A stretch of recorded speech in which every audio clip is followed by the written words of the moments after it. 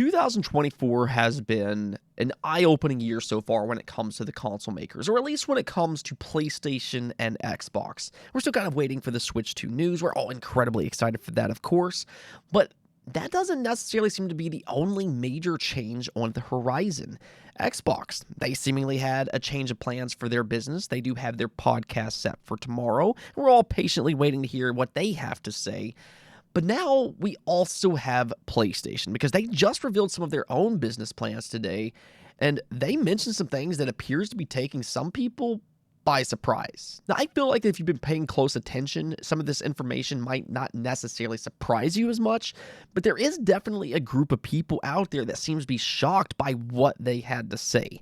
So we will get into all of that today, as well as a couple big updates for some incoming games that might relieve a lot of fans out there. I also think one of these might be a sign of the PlayStation 5 Pro's existence. Let's just go and get right into this, though, and talk about what's happening over at PlayStation. So they revealed their quarterly financial results, and on the surface, everything looks fantastic. The PlayStation 5 has now sold 54.8 million units worldwide. They have 123 million active monthly users, and the first-party games, they're doing pretty well. They sold 16.2 million units in quarter 3 alone, most of that coming from Spider-Man 2. So what's all the hoopla about? Well, it really comes down to Sony themselves and what they had to say.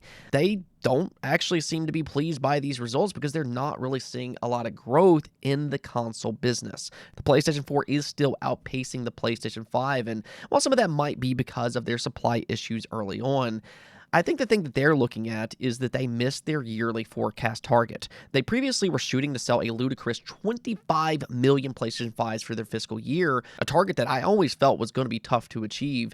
And, well, they've now officially revised that number. They indeed had to cut it back to 21 million. Now, 21 million is still a very impressive number. You're not going to hear any qualms from me, but obviously Sony expected a lot more, and that's the important thing here. They're just not seeing the growth that they want to from their console business. Again, the PlayStation 4 is outpacing the PlayStation 5 by about 2.5 million units, and that's not what Sony wants to see when their AAA games cost significantly more compared to last generation. So you can't just look at console units sold alone. You have to look at other metrics as well. And in this case, we saw from the Insomniac hack, the budgets for these AAA games right now are getting out of control, and that's only half the problem. It's the development time as well. These two things combined are major problems for console gaming right now, and especially with exclusives. So in other words, PlayStation is selling slightly less consoles, and their games cost significantly more to make. On top of that, games also take significantly longer to develop as well. We're not getting the same amount of games compared to previous generations. Do you remember the good old days when we got Uncharted 1 through 3 plus The Last of Us in a single generation? Now, those were the days. But now, you look at game development, and we're lucky to get one new game from Naughty Dog. And in fact, today, Sony also announced that they have no plans to release a major franchise title from April of 2024 through March of 2025. Now, they might release something like Concord this year. That is very, very possible, maybe even a game from a smaller franchise. But the question of unsustainability is at the forefront of this entire topic. Alarms and red flags are just raising all over the place for these AAA games. So what's Sony's plan to lower the risk for these games? Well, according to Sony's president, that's by taking a more multi-platform approach. You can read a statement here which says, "In the past, we wanted to popularize console, and the first-party title's main purpose was to make the console popular. It is true, but there is a synergy to it. So if you have strong first-party content, not only with our console, but also other platforms like computers, first-party can be grown with multi-platform, and that can help operating profit to improve. So that is another one we want to proactively work on. I personally think there are opportunities out there for improvement of margins, so I would like to go aggressive in improving our margin performance." So there it is. Sony is going to aggressively take a more multi-platform approach, and what that likely means is PC and PlayStation. He did very specifically call out computers. Now, of course, they have been doing this for a while already. They've released various games on PC, but so far that's really been mostly with staggered releases by about 2 years. Horizon Forbidden West, as an example, that will have released 2 years after the console version. The way this statement here reads, though, that gap might actually narrow over time. And in some cases, we might start to see a lot more day-and-date PC games. Just look at Helldivers 2 as one such example. They just put that out on PC, and it's been by far PlayStation's most successful PC launch to date. It was their first game ever to reach more than 100,000 concurrent players on Steam, and now it's even surpassed 200,000. So at the bare minimum, I would expect most of their live service games to launch on PC day and date alongside PlayStation. That would be the smart thing to do. Putting these live service games on as many platforms as they can is only going to increase their chances of success. I think that it's their single player content, though, that is the bigger question. Will they get to a point where they release day and date on PC? And that's something that still remains to be seen, but this statement, it does kind of indicate that it could be possible in the future.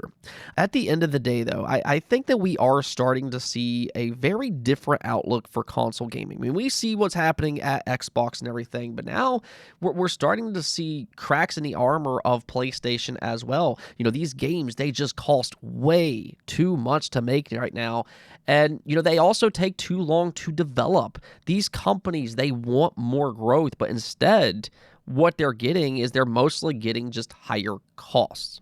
And that's why we're starting to see this shift from console gaming. Gaming companies are starting to expand to PC, mobile, and cloud, and that very much does include PlayStation as well. Again, I think people kind of look at the console sales, and I think everything is going swimmingly, but if you do look at all of the metrics and just how costly games are, how long they take in development, there's more to this story that is left unsaid, and I think that's what PlayStation is ultimately looking at, the sustainability. And right now, as we see consoles kind of stagnate, they're selling identical to past generations, but the cost is higher. It's a very concerning situation for these console makers right now, and that's ultimately what's happening. You do have to kind of wonder what gaming will look like 10 years from now, and especially as these budgets just continue to increase. There has to be a line there eventually, but let me hear your all's thoughts about all of this. Do you like where the future of gaming is headed, or do you have your concerns? Let me hear your thoughts in the comments below. All right, so let's go and move on over to a couple big game updates, though, starting off with Final Fantasy VII Rebirth. This continues to be my most anticipated game of the year, but there has been some discourse online over Rebirth's visuals and performance mode. It does seem to be a pretty big downgrade compared to its graphics mode, and Cloud doesn't always necessarily look his best. Now, some fans have been a little bit concerned by this because when you compare it to Intergrade, he looks a lot better in the older version and also a lot more healthy. Now, you do have to remember that Rebirth is an open world game, whereas Intergrade is much more linear, so the comparison isn't necessarily one-to-one, but apparently Rebirth is using an old build for the demo. Not exactly sure why Square Enix would do that. You would think that they would want to give the best impression that they could, but this is Square Enix that we're talking about, who knows.